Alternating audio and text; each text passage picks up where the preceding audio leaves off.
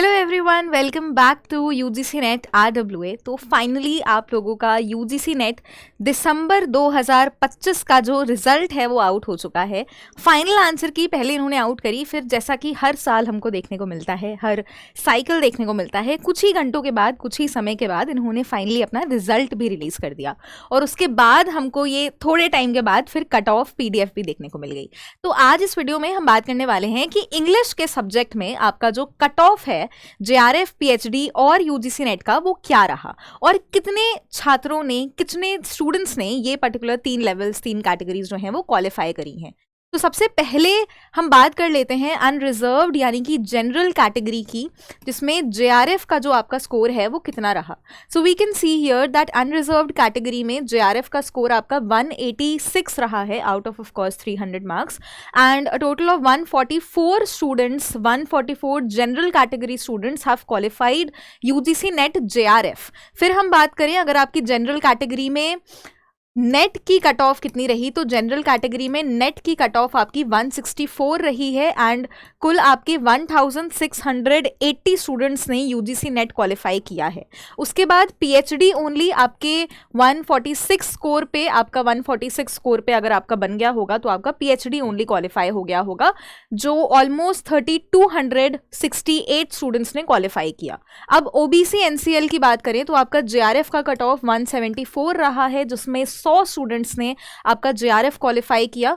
Then net का score आप लोगों के लिए इंग्लिश OBC NCL का 148 रहा, जिसमें 1494 स्टूडेंट्स ने आपका नेट क्वालिफाई किया, एंड PhD का स्कोर आपका 136 रहा है, जिसमें अराउंड 2591 स्टूडेंट्स ने ये पर्टिकुलर PhD ओनली की लेवल क्वालिफाई किया। उसके बाद EWS की बात करें तो EWS में आपका JRF का कट ऑफ 178 गया है, सिर्फ 19 स्टूडेंट्स ने क्वालिफाई किया है।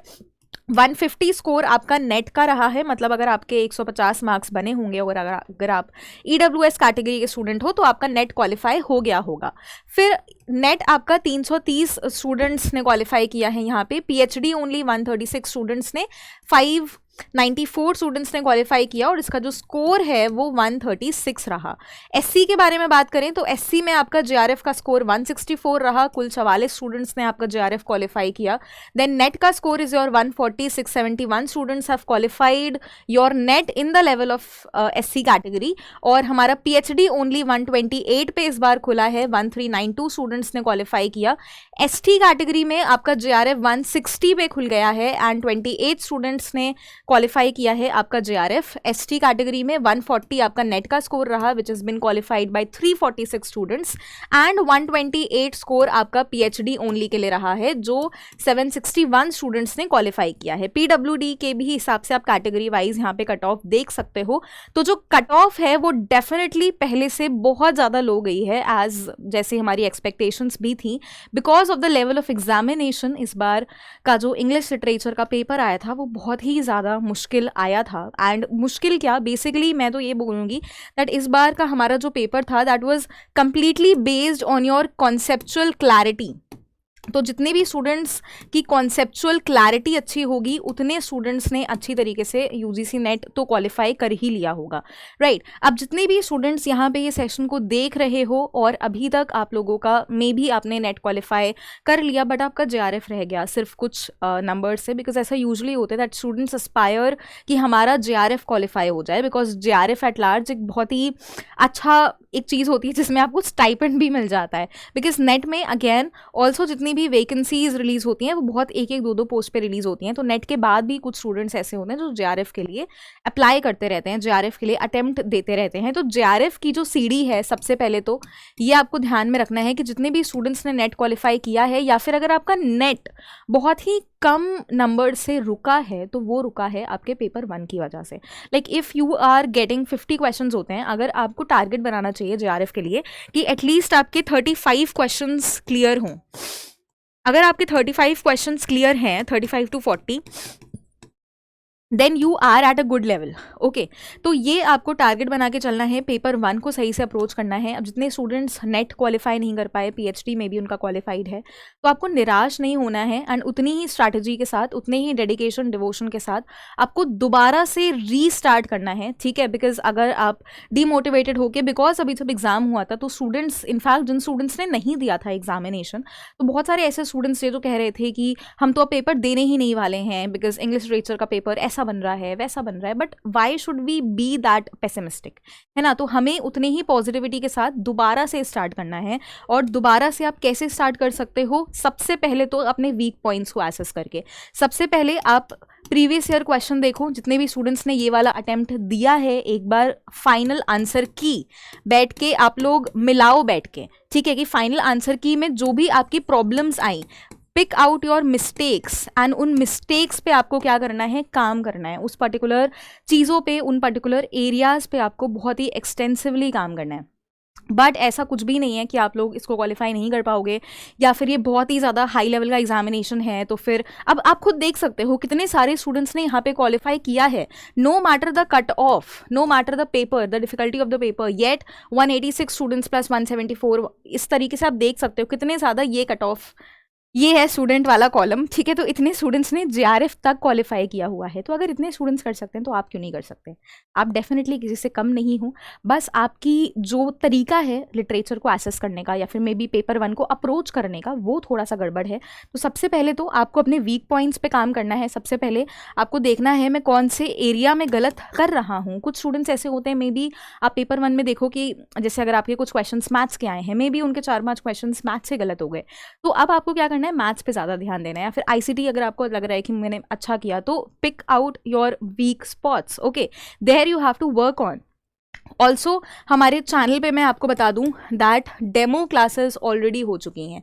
डेमो क्लासेस अभी मैं दिखा भी देती हूँ। डेमो क्लासेस जो एब्सोल्युटली फ्री ऑफ कॉस्ट हैं, वो हर एक पेपर, हर एक सब्जेक्ट की हो चुकी है। इंग्लिश की मैंने 3 डेमो क्लासेस ले ली हैं, एज वेल एज आपका जो जनरल पेपर है, पेपर 1 है, उसकी भी क्लासेस हो चुकी हैं।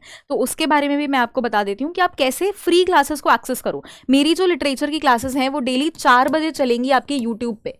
डेली 4 बजे हमको मिलना है यूट्यूब पे, ठीक है। अब कैसे आप डेमो क्लासेस एक्सेस कर सकते हो, सबसे पहले तो वो देख लीजिए। उससे आपको आइडिया क्या लगेगा कि आपको जो अपनी प्रिपरेशन ऑन रखनी है वो किस तरीके से आप करोगे, ठीक है। आपकी अप्रोच क्या रहने चाहिए आपके पेपर, बिकॉज अगेन सबसे पहले डाउट आता है सिलेबस कुछ नहीं है, सिलेबस बहुत ही डाइवर्स है, तो आपकी अप्रोच क्या रहने वाली है उस पर हम बात करने वाले हैं, जो मैंने बहुत ही अच्छी तरीके से अपने डेमो क्लासेस में आप लोगों को बताया था, ठीक है। तो आपको सिंपली यूट्यूब पे आ जाना है यहाँ पे। अब YouTube पे आने के बाद आप लोग UGC नेट RWA सर्च कर लेना।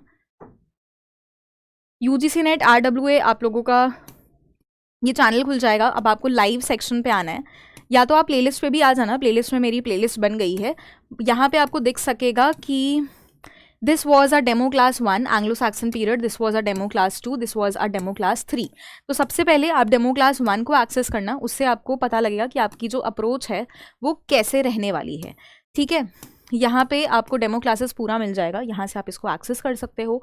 ऑल्सो हमारे पेड बैच में जुड़ने के लिए ये लिंक है जो आपको यहाँ पे पिन मिल जाएगा, या फिर ये नंबर है जो आप लोग डायरेक्टली यहाँ पे कॉल कर सकते हो। बट मैं नहीं बोलूँगी कि आप एकदम से जाके बैच ज्वाइन कर लो। Please don't join the batch without seeing my demo classes, ठीक है। पहले डेमो क्लासेस देख लो ताकि आपको आइडिया लग जाए कि किस टाइप के नोट्स हम प्रोवाइड करने वाली हूँ, हम कैसे अप्रोच करने वाले हैं लिटरेचर के साथ साथ। जो आपके पेपर 1 की क्लासेस हैं वो भी आप लोग एक बार जाके व्यू कर लो, ठीक है। Now coming back to it, I will tell you people about the details की बैच का प्राइस वगैरह क्या है। तो अगर आप लोग सिर्फ पेपर 1 की प्रिपरेशन करना चाहते हो तो ये आपको 799 का पड़ेगा। सिर्फ पेपर 1 की इसमें आपको क्लासेस सारी की सारी 10 यूनिट्स एक्सटेंसिवली कवर करवाई जाएंगी। ऑलराइट, ये आप एप्लीकेशन पे इस तरीके से आप इसका स्क्रीनशॉट ले लो ताकि आपको आइडिया लग जाए आप कैसे नॉर्मली परचेज कर सकते हो। ऑलराइट, एंड देन अगर आप कॉम्बो बैच लेते हो, मतलब हमारा पेपर 1 प्लस पेपर 2, जिसमें नॉट सिर्फ लिटरेचर बल्कि पेपर 1 पेपर 2 दोनों की ही क्लासेस होंगी, PYQs, mock test, practice papers, notes, उन सब की आपको टेंशन लेने की फिर कोई भी ज़रूरत नहीं है, बिकॉज प्रिंटेबल फॉर्मेट में आपको ये सभी चीज़ें प्रोवाइड कराई जाएंगी। तो ये बैच आपका 2399 का है, which will be valid till your next year. Okay, and now अगर आप सिर्फ पेपर 2 की प्रिपरेशन करना चाहते हो, हालांकि मैं तो एडवाइस करूंगी that you should take up the combo batch. अगर आपको लग रहा है कि आप पेपर 1 में बहुत स्ट्रांग हो, then you can definitely go for the only literature pack, otherwise paper 1 में आपको सभी यूनिट्स करवाई जाएंगी। सो पेपर 2 का आपके ये बैच 1999 का आपको लमसम पड़ेगा।